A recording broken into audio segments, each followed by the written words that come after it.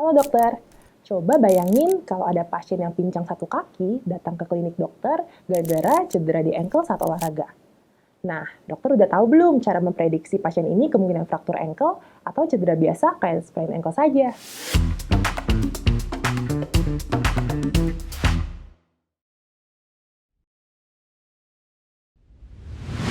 Meski kita sering bertumpu pada ronsen buat deteksi fraktur ankle pada pasien, nyatanya nggak semua pasien dengan cedera ankle itu perlu ronsen loh.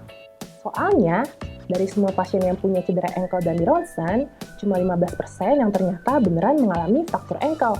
Nah, ketimbang itu, ada nih pemeriksaan fisik yang dapat dokter lakukan untuk nentuin kemungkinan pasien fraktur ankle. Yang pertama, cek dulu adakah nyeri pada malleolar. Dokter bisa palpasi pada ujung posterior dari malleolus lateral pasien. Terus, raba untuk mendeteksi nyeri tekan dari ujung ini hingga 6 cm ke arah atas. Dokter bisa juga raba bagian ujung posterior dari malleolus medial. Sama kayak tadi, nilai apakah ada nyeri tekan di area ini dan sepanjang 6 cm ke arah atas. Yang kedua, dokter juga perlu cek area midfoot.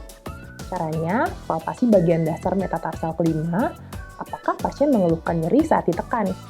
Atau dokter juga bisa palpasi bagian tulang navikular. Yang ketiga dan terakhir, minta pasien untuk coba berdiri dan berjalan sebanyak 4 langkah. Walau pasien jalannya terseok-seok atau limping, itu tetap kita anggap pasien bisa berjalan 4 langkah ya.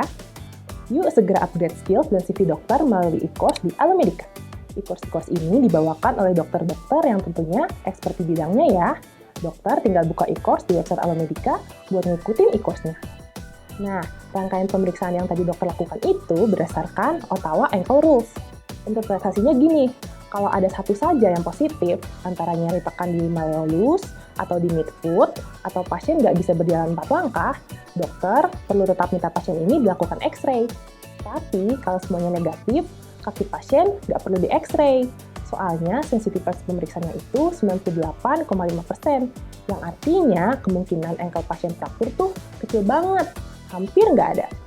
Cuma, dokter perlu perhatikan juga kalau pemeriksaan ini nggak applicable buat pasien yang mengalami cedera kepala, lagi intoksikasi, atau punya kondisi yang dapat mempengaruhi sensasi sensorik pada ekstremitas bawah.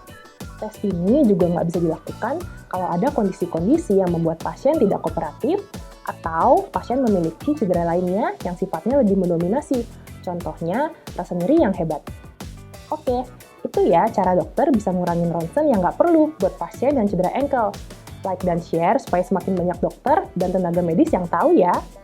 Subscribe channel Alomedica serta nyalakan lonceng notifikasi agar selalu up to date dengan video selanjutnya. Jadi dokter andal dalam genggaman, salam Alomedica.